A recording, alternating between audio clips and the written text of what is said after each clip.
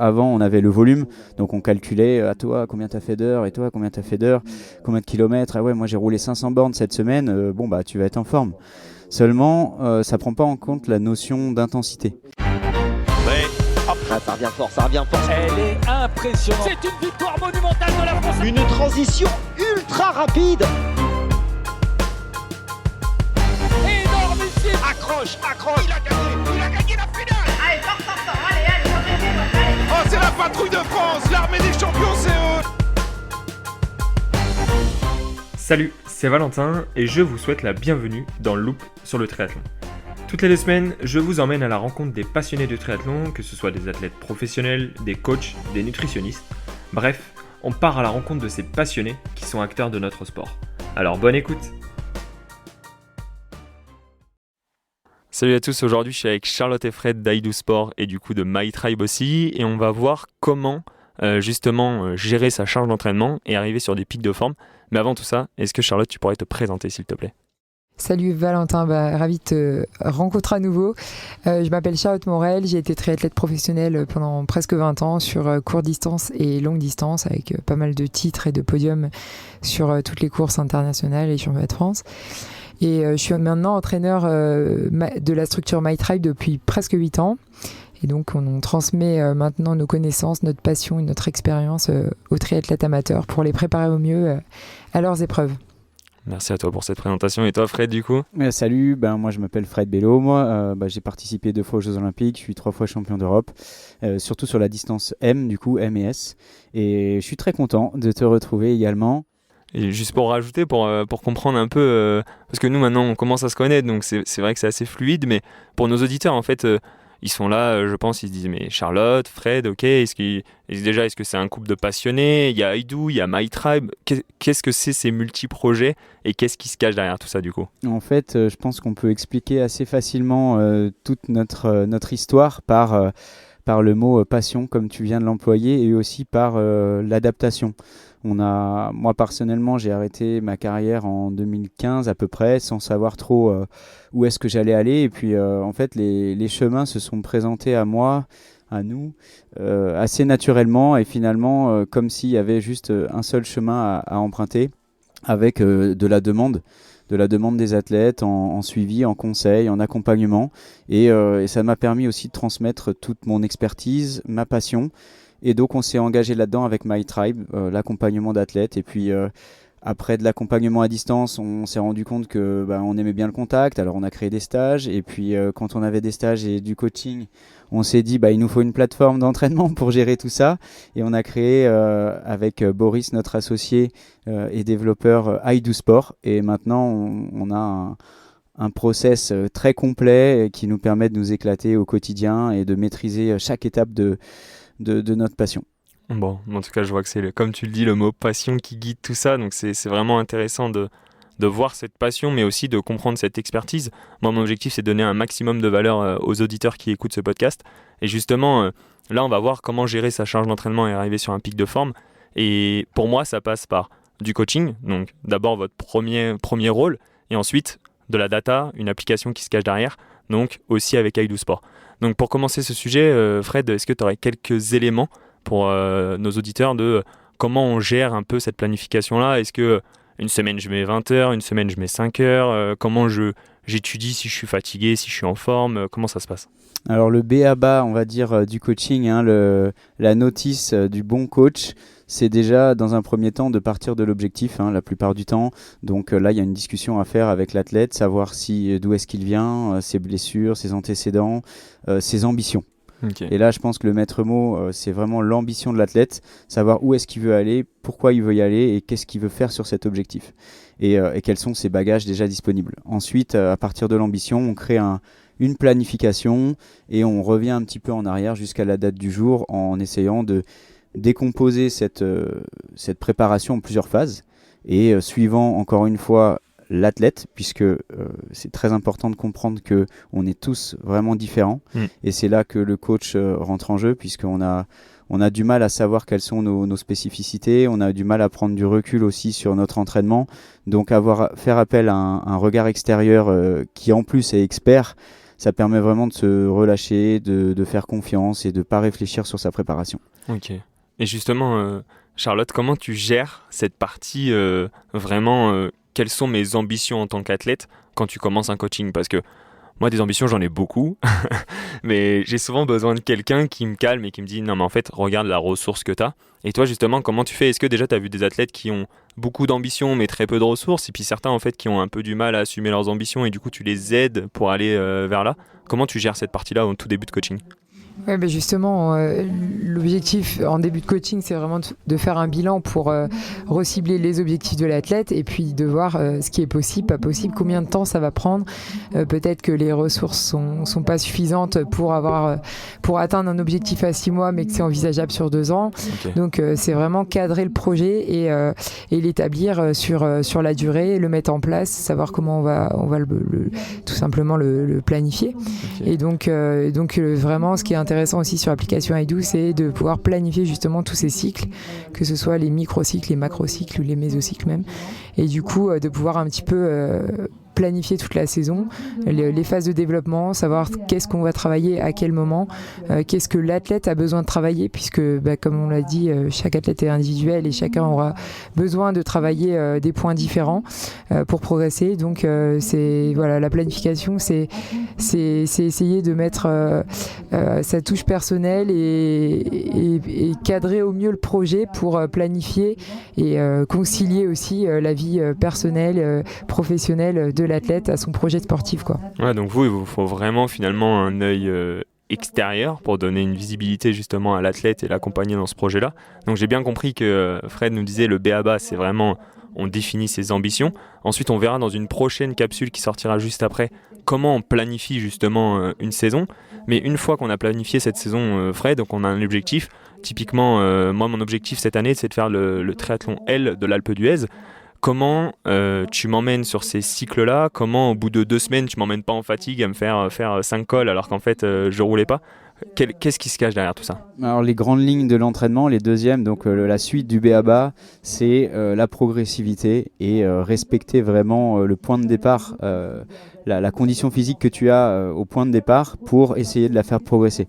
C'est vrai, comme dit Charlotte, il faut s'adapter aux disponibilités, à la fatigue extra-sportive aussi de l'athlète, mais dans un premier temps, déjà, on part d'un point 0 et on essaye de respecter de la progressivité et de stresser l'organisme en choisissant des axes, en choisissant des points physiologiques, des qualités à développer en priorité, puis d'autres à développer un peu plus tard.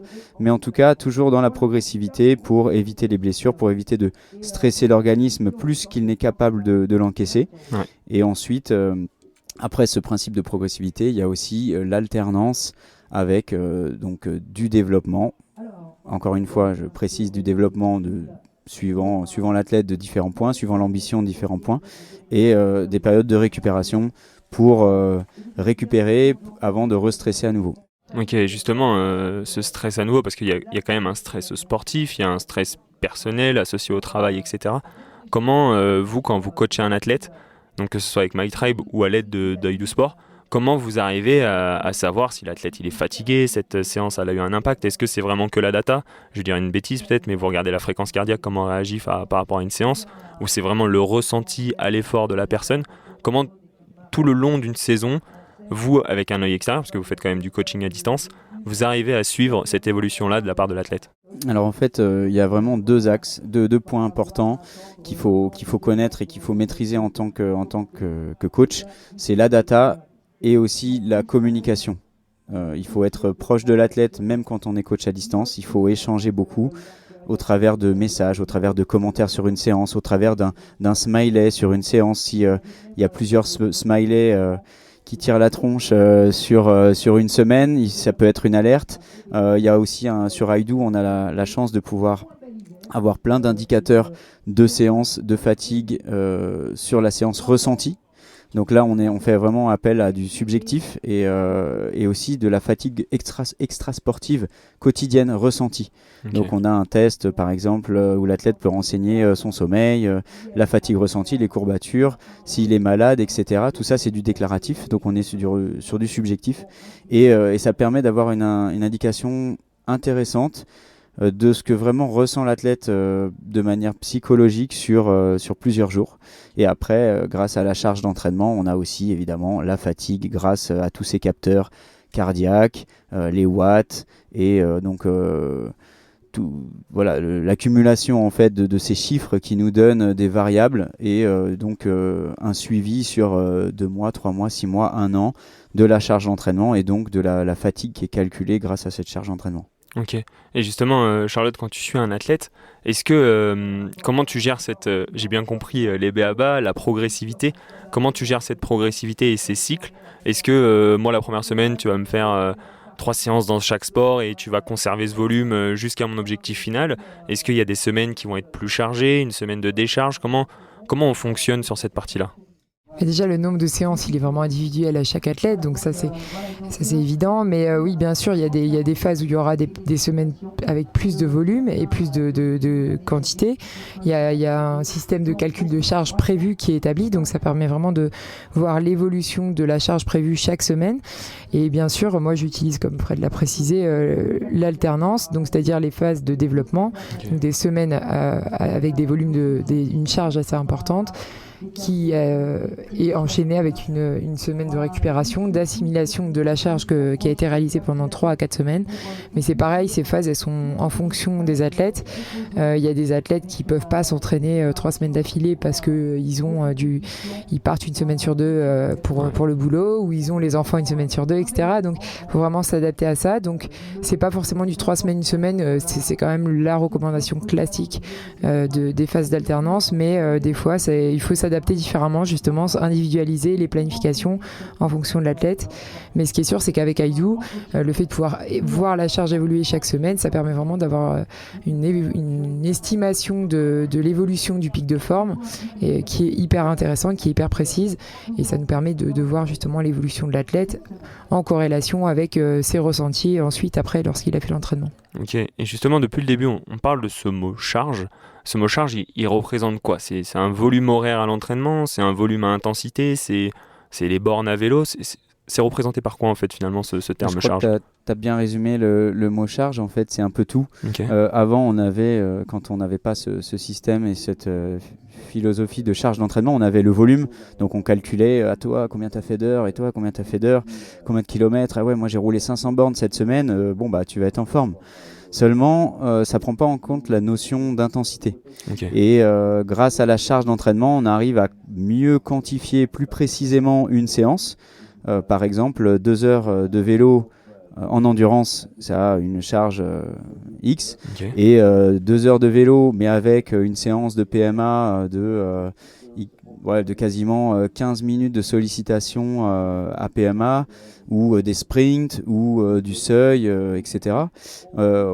Forcément, la charge d'entraînement elle sera plus élevée alors qu'on est sur peut-être le même volume et le même kilométrage et le même volume horaire aussi de séance. Ouais, donc c'est vraiment là, c'est plutôt l'expertise, on va dire, du coach en premier, mais après c'est l'expertise de l'application qui va justement venir calculer toutes ces charges-là, quoi. Voilà, il y a des calculs scientifiques qui sont prouvés depuis des années, pour Foster, pour le RPE, donc qui est la charge d'entraînement ressentie par l'athlète sur une séance. On a Kogan qui a aussi fait son calcul de charge par rapport à la FTP, et qui donne donc une charge d'entraînement par rapport au watt développé pendant la séance. Voilà, c'est plein de capteurs en fait qui sont là. Il y a aussi le capteur cardio aussi sur IDO. On a tous les calculs de charge disponibles sur une séance. Donc le RPE, les watts et le cardio.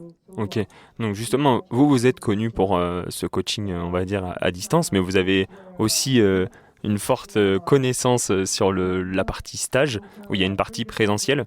Est-ce que sur cette partie-là, vous avez aussi l'aspect nutrition qui vient rentrer en compte? Et quelle est l'importance de la nutrition dans la charge d'entraînement et aussi dans la compétition, quoi? Ouais, justement, sur les stages, on individualise aussi les séances parce que comme sur le coaching individualisé, on doit s'adapter à chaque athlète qui est différent et à son niveau et puis à ce qu'il a pu faire auparavant avant d'arriver à l'entraînement sur le stage. Mais bien sûr, on prend en compte et on conseille sur le stage, justement, on essaie d'un peu d'initier les athlètes à comment s'alimenter pendant l'entraînement, les conseiller sur les produits qu'ils doivent consommer durant les courses, et puis les inciter vraiment à tester tout ça sur le stage, et puis après, lors des phases de préparation pour arriver de manière optimale sur l'épreuve, quoi. Et vous qui voyez quand même passer un nombre d'athlètes conséquent, est-ce que sur cette partie stage, vous voyez qu'il y a vraiment une expertise très forte sur la partie nutrition de la part des athlètes que vous recevez, ou c'est vraiment quelque chose encore qui n'est pas considéré comme le 4e sport, comme moi je peux le considérer, et du coup il y a vraiment toute une phase d'appréhension et qui a un gros impact quand même sur la performance? Ouais, c'est vrai qu'en fait, on se rend compte que les athlètes sont peu informés finalement. Okay. Et il y en a qui arrivent avec quand même des idées bien déterminées de ce qu'ils ont à consommer, etc. Mais ça reste la minorité, je trouve. Et du coup, nous, sur nos stages, on a toujours une intervention de nutrition d'1h30 le soir pour justement expliquer tout ça. Et puis au cours du stage, c'est aussi le moment d'échanger et de discuter avec les athlètes pour les conseiller, pour regarder ensemble les boissons qu'ils utilisent, les orienter vers une autre si c'est nécessaire, etc. Mais moi je trouve que ça reste encore la discipline pas suffisamment prise en compte sur l'entraînement et la préparation. Même, hein, mais ça progresse. Par rapport au premier stage qu'on a fait il y a 8 ans où c'était le festival de l'apéro, là on est même chez des athlètes finalement amateurs et qui débutent le triathlon, on voit quand même qu'ils sont sensibilisés beaucoup plus qu'avant. Évidemment, tout le monde ne l'est pas, mais il y a quand même une prise de conscience, je pense, par rapport à la nutrition. Ouais, parce que quand même pour les auditeurs qui nous écoutent, ceux qui sont soit alertes, soit qui demandent à l'être, il y a quand même un impact sur la performance en course, certes, mais aussi sur toute la charge d'entraînement et justement sur la fatigue alliée à cette nutrition. Oui, tout à fait. C'est ce comme dit Charlotte, on sensibilise pendant les stages sur l'importance de la nutrition, mais je dirais qu'on est en pleine pratique, puisque pendant les stages, on s'entraîne un petit peu plus que d'habitude, donc on ressent tout de suite l'importance de la nutrition, donc c'est assez facile pour nous de faire le parallèle entre la journée qu'on vient de passer, les besoins énergétiques et finalement les conseils le soir pour les prochaines compétitions. Ok, donc là on a vraiment vu le b.a.-ba pour nos auditeurs de la charge d'entraînement, et depuis le début on a quand même parlé 2-3 fois du pic de forme. Déjà pour commencer, Charlotte, est-ce que tu pourrais définir pour nos auditeurs ce que ça représente un pic de forme? Parce que oui, c'est assez induit, mais finalement c'est quoi? C'est quand je me sens super bien 5 fois dans la saison, c'est quoi un pic de forme en fait? Ouais, un pic de forme, c'est assez exceptionnel sur une saison. On peut pas en avoir 5, c'est déjà énorme et c'est rare. Mais le pic de forme, c'est simplement c'est l'état de grâce un peu, arriver à son meilleur potentiel, son meilleur niveau 2-3 fois dans la saison pour les plus gros objectifs. Donc justement, c'est l'objectif de l'entraîneur de planifier la saison pour que l'athlète arrive le jour de son objectif à son pic de forme. Et donc c'est là où tu dois tout prendre en compte, réadapter l'entraînement aussi en fonction de comment se déroule la planification, parce que souvent tu planifies quelque chose au début de l'année puis ça se passe jamais vraiment comme prévu, et puis il y a des étapes intermédiaires, des objectifs intermédiaires qui sont là pour un petit peu juger de l'état de forme et puis réorienter l'entraînement si besoin pour arriver à son pic de forme justement le jour des gros objectifs. Mais ouais, c'est... En fait, la phrase parfaite, c'est le pic de forme, c'est le niveau de performance le plus élevé pour le niveau de fatigue le plus faible. Ok. Voilà, il a bien défini. Voilà. Et justement, moi j'ai entièrement confiance en mon coach, donc je vais pas remettre ça en cause, mais justement, j'utilise iDo et il y a quand même une estimation de ce pic de forme à un moment donné dans la saison. Parfois ça fait peur, parfois on est pile dedans, donc tant mieux. Justement, là, il y a une partie data qui est derrière, mais réellement, toi, d'un point de vue coaching, comment t'emmènes un athlète sur ce pic de forme? Alors, c'est très, très bonne remarque, très bonne question. Comme je l'ai dit tout à l'heure, on a vraiment deux gros points sur lesquels on peut s'appuyer en tant que coach. C'est la data et le ressenti, la communication avec l'athlète. Et parfois, la data nous fait penser à certaines choses et puis finalement, la performance, elle est au rendez-vous parce que on ne sait pas, il y a des choses inexplicables, le corps humain, c'est c'est des fibres musculaires, un cœur, un cerveau. Enfin, je veux dire, s'il suffisait d'avoir une courbe pour nous dire qu'on allait performer, ce serait un petit peu trop simple. Maintenant, il faut les deux. On peut s'appuyer sur la data pour créer des grandes lignes et puis savoir avoir un historique aussi de tout ce qui a été fait pendant l'hiver. Apprendre aussi d'un athlète. Par exemple, il y a des athlètes qui ont besoin de plus récupérer que d'autres. Donc, on s'aperçoit que un pic de forme à X points, finalement, il faut l'anticiper un peu plus et observer une période de repos un peu plus longue. Mais il faut la data, mais il faut aussi l'aspect mental, l'aspect psychologique et puis la motivation de l'athlète. Et parfois, on peut être agréablement surpris. Ouais, donc c'est vraiment une planification finalement, comme on le disait tout à l'heure, par rapport à une course, les cycles d'entraînement qui s'enchaînent. Et à partir de ce moment-là, on sait que l'athlète, normalement, il est censé être en forme, quoi. Oui, bien sûr. C'est sûr que ce que je voulais dire par là, c'est qu'il y a des athlètes qui n'ont pas assez récupéré et qui arrivent fatigués sur une course et qui, malgré tout, arrivent à se sublimer et à performer et à être finalement encore plus forts que ce qu'on aurait pu l'imaginer après une période de repos.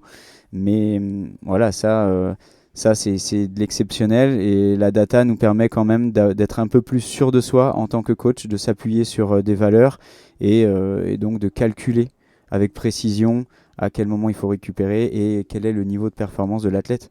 Après, la charge d'entraînement, elle est aussi à prendre avec des pincettes parce qu'on n'a pas vraiment d'informations sur les qualités d'explosivité, d'endurance, de résistance de l'athlète.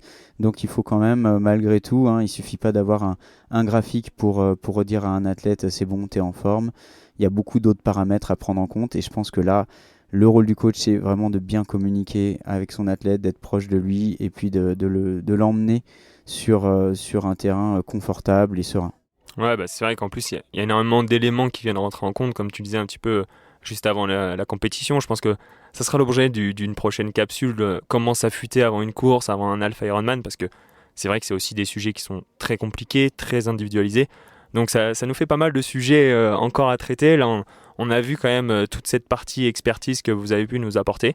Donc pour nos auditeurs, on était avec Charlotte et Fred, deux passionnés de triathlon qui représentent maintenant donc iDo Sport et MyTribe. Donc n'hésitez pas à les contacter sur leurs différents sites. Et je pense qu'ils auront un plaisir à vous répondre. Si vous avez un dernier mot, avec plaisir.